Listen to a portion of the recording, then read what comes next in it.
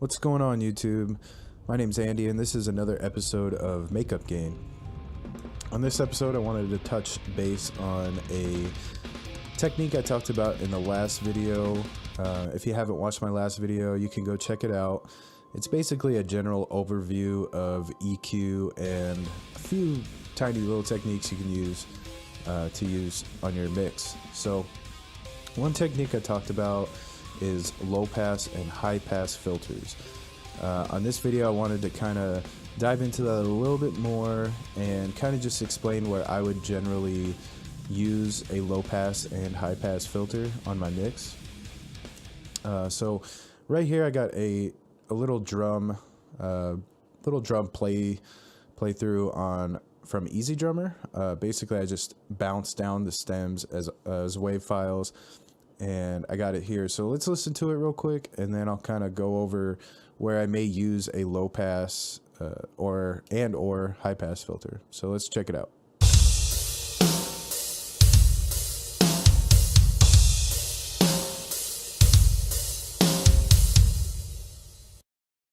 All right, so the drums sound great already, and the only reason I would use low pass and high pass filters, and I guess what they're intended for, is to eliminate some of the low end or high end that is unnecessary or is not needed in certain areas or certain instruments in your mix. And what this does is it creates room for other instruments and other mics to shine without clouding them. So for example, we're going to start with a kick drum. I'm just going to kind of pull up an EQ, and we'll look at the meter and kind of just see where all the information is coming from. So I'm just going to open up Bria EQ, and we're just going to look at where the information is coming from. Sometimes when you're mixing music and you're trying to figure out, oh man, this thing sounds muddy, or it sounds too crispy, or too much high end, a quick fix could be a low pass or a high pass filter. With the bass drum, we'll check it out and see where all this information is coming from.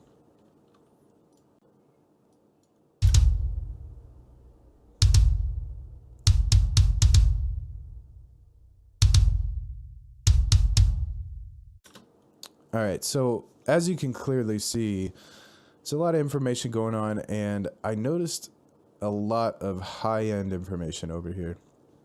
Now with the bass drum, that's definitely not needed. Sometimes some of the high frequencies will give it like a smack sound, so you got to be kind of careful when you're doing a low pass filter here. But what you're essentially doing is eliminating those frequencies that aren't really audible to the ear right away, but within a full mix, you'll definitely notice a difference. All right, so let's start with a low pass filter here. And what we're going to do is just kind of drag it back and forth until we find a good sweet spot to where it's getting rid of that information that's not needed, but not eliminating eliminating that smacky sound that's so pleasing in a bass drum.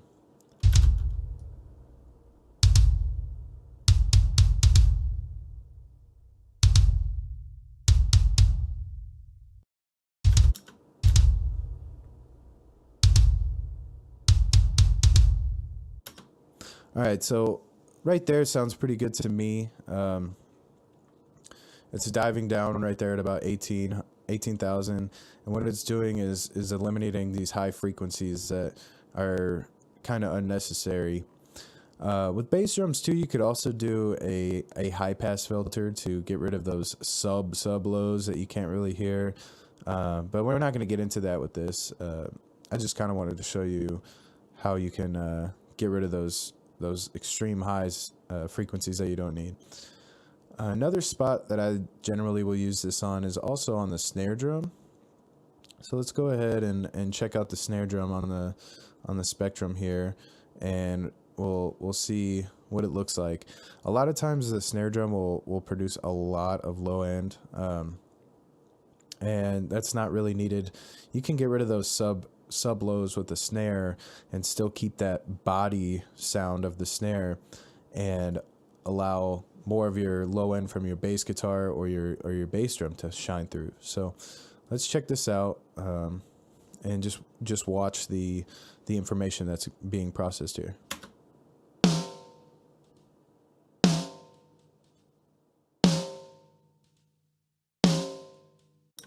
Okay, so there's a lot of information going on here. Let's start with a high pass filter, and let's kind of drag it along until it gets rid of those super sub lows and doesn't eliminate the body of the snare.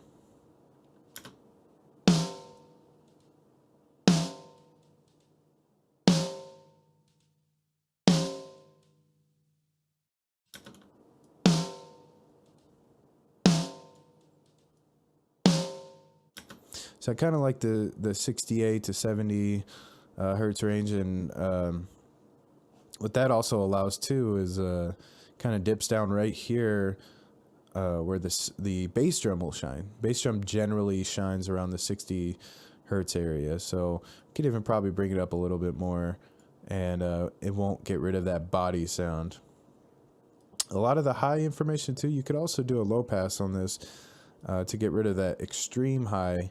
You'll get a lot of high sound from, especially from the bottom snare mic, which gets the rattling and the sizzle. So you don't want to eliminate too much of the high end, but you can also do a little low pass filter. So let's check that out.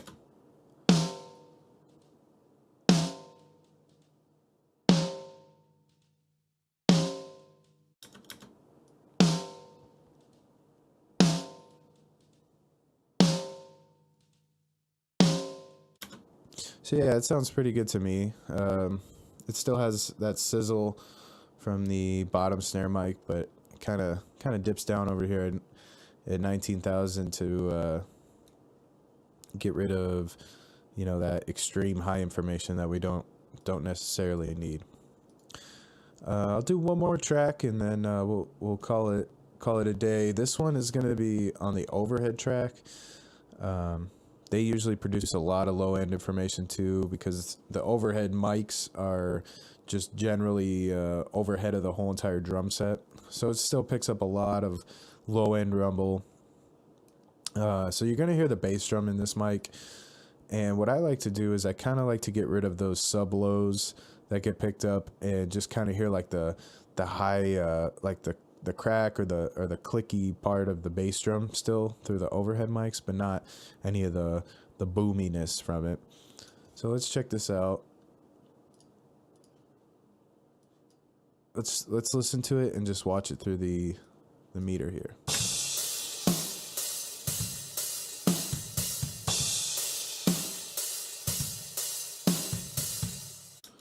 So you notice every time the bass drum would hit, a lot of information would pop up over here.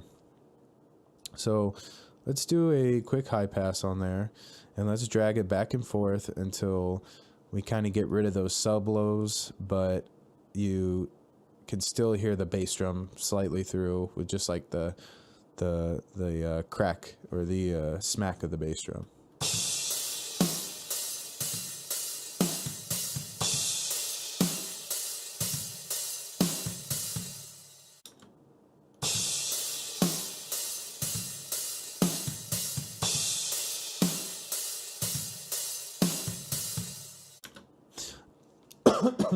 Excuse me.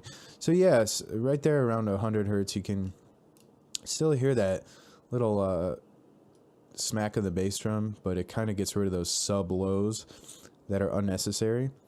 You could also do a low pass filter on this track if you want to. If the high end is a little too sizzly, you can get rid of that excess high information there. But essentially with this low pass high pass technique, what you're doing is just kind of eliminating some of the excess information that's unneeded in your recordings.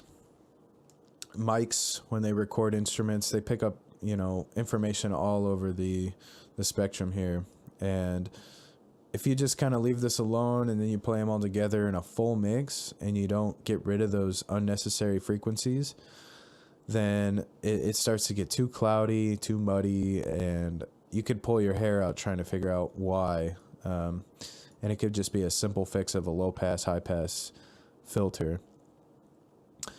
So generally, what I like to do, what I think about when I'm trying to figure out where to use a low pass or high pass filter, I'll just think about the mic itself. So, for example, the kick drum. You just think about a kick drum and you think, okay, well, that's, bass. That's low end. That's beef bass, and you feel it in your chest. So you just think, okay, well, that doesn't need a crazy amount of high end information.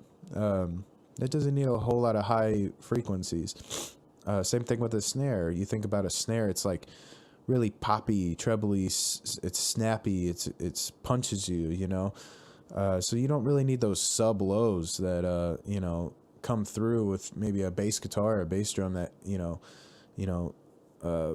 that might mess up that relationship between the kick and the snare.